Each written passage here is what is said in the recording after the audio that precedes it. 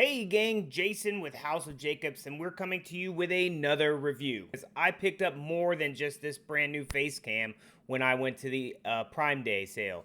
I also picked up a Wave 3 mic, and I want to test it out against this nice, fancy, and I've been using it a while, Yeti Nano.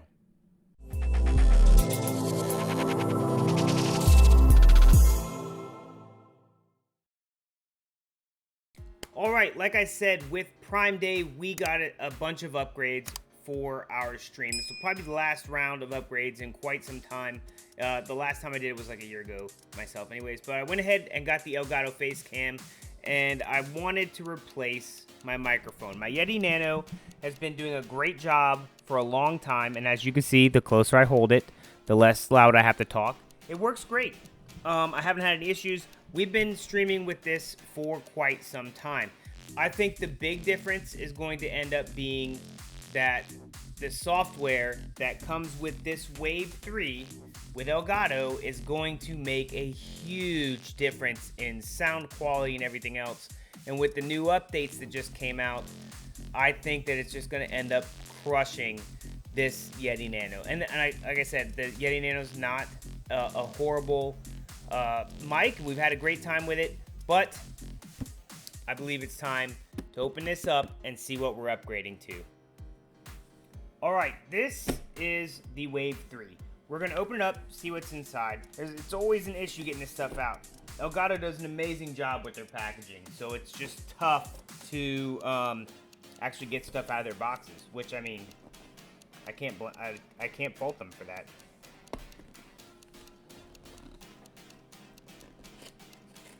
Holy smokes. Alright. I'll hold it this way for you guys to see better. Alright. Get some instructions, what the buttons do, gain, headphones. So you can plug headphones into this just like you can there. This runs off a USB-C, which the other one runs off micro USB.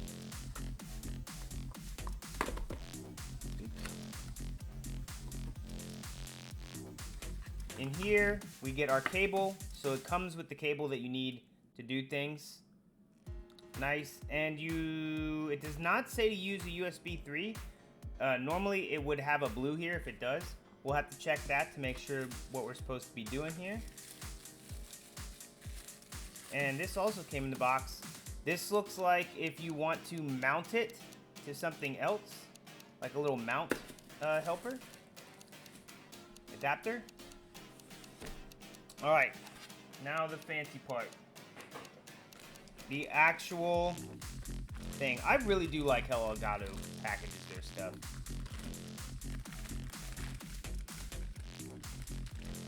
Get this sticker on here. That's a pain.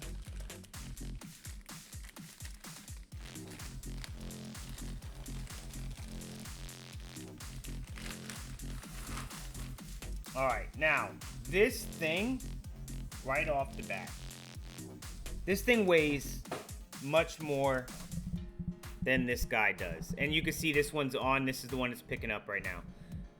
The weight difference is quite a bit. I would almost say maybe it's just the base of it that's heavy, because it feels like the base is heavier. So you're going to have quite a steady arm that can hold some weight. Luckily, Elgato makes one of those. I got one of those too, but we're not reviewing that today. So right off the bat, I like how this is. I like the little longer setup. Maybe I've just gotten used to seeing other people using it, and I really like it. But man, the quality just feels good. It feels like it's pretty easy to take off of it, take the stand off, and I guess that's where you would use the little adapter. But we'll fiddle with all that here in a bit. I want to do a comparison real quick. All right, as you can see, I'm holding the Yeti Nano. I want to test it while I'm here, and I'm going to hold the Elgato straight to my face like this. I'm going to use the same port. I'm going to bring both of them in through voice meter with absolutely no filters on OBS.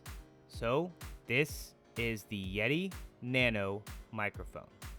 Test. 1, 2, 1, 2. Hello? Hello? How are you doing? Hey, what's going on? Have a nice day. All right, now this is the Wave 3 from Elgato. I've taken and plugged it into the same port, bringing it in the same way as the Yeti Nano. I have 2 on the gain right here.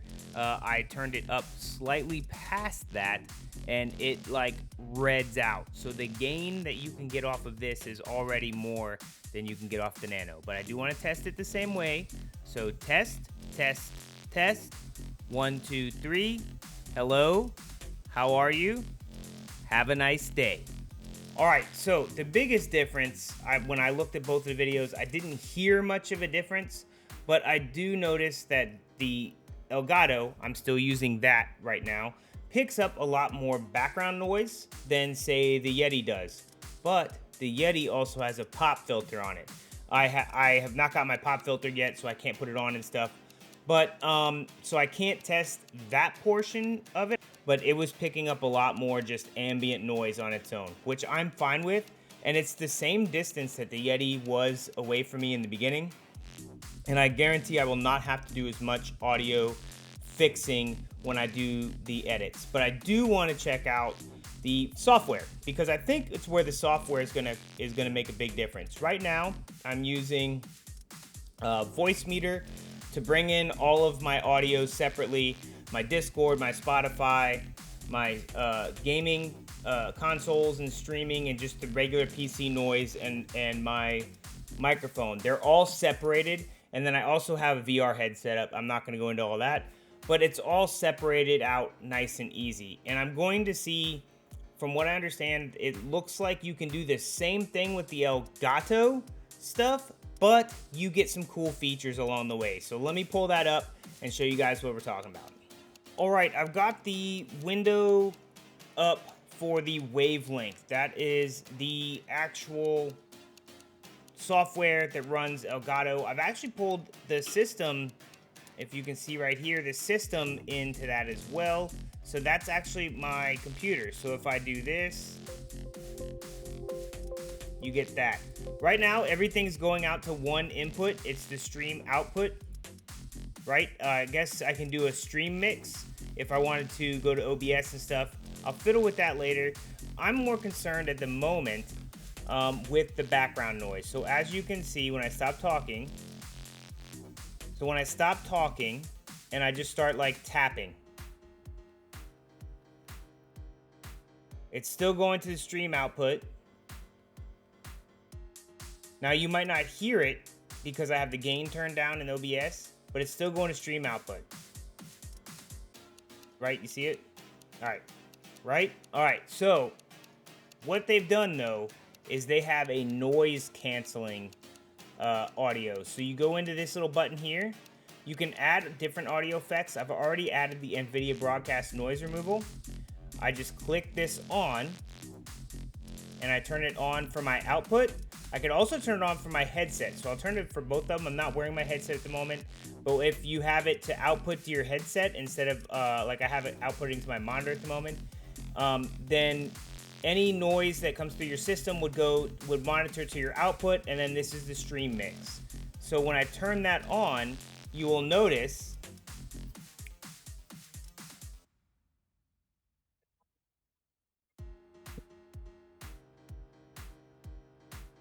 it only picks up when I talk.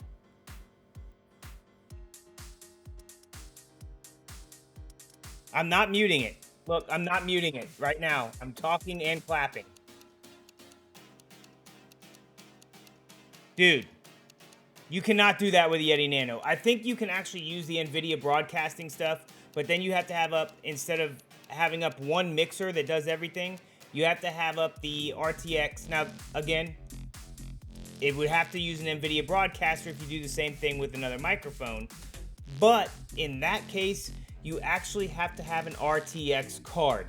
So that is one of the 2000 or 3000 series NVIDIA cards. But they also have the capability to download. Let me turn this off. Actually, I'll leave it on. You can go to the audio effects button and push plus, and you can get more audio effects. I don't think you can actually see it. That's the little button down there is the audio effects button. And when you do that, you get this cool screen here. Let me pull it up. There you go. So under this, you can actually go to Wavelink recommended VSTs. You can download equalizers, compressors, noise gate, noise suppression, vocal effects, pretty much anything that you can do in OBS, you can download that here. Some of them are through Patreon, but it looks like some of them you can actually get compressors, and you can do a lot with this. This is like taking, this is the NVIDIA one that I'm just using now. This is like taking a USB mic and turning it into something much closer to what is it, the XLR mics.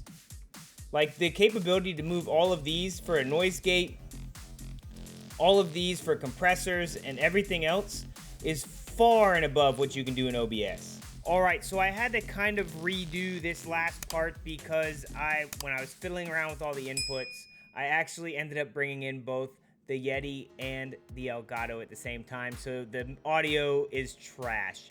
But for the most part, all I said in the last part was how awesome that the software is for the Elgato, how amazing it is that you can just go through, put all those noise canceling stuff on there, and even use it on your friends' voice chats, so it'll take out their background noise as well, which I'm gonna fiddle with that. I think I might do a tutorial on the entire software itself, because that just seems like it's a deep dive in and of itself. But right out of the box, I feel like the Elgato is much crisper, and now I have a pop filter and stuff on, so it's gonna probably sound slightly better than it did before. But I think versus the Yeti Nano, I think it's just a better product. It is a more expensive product though, so if all you can afford is a Yeti Nano, by all means, get that thing. It has served me well for years. I'm going to put links to both the Yeti Nano and this Elgato in the description. Please click those. Check out the prices, the reviews for yourself. But I'm going to tell you what, this new Wave 3 is going to be where it's at for us here on House of Jacobs. So thank you guys very much for checking us out. Please drop us a sub, hit that like button, share us with all your friends, and we'll see you next time on the House of Jacobs.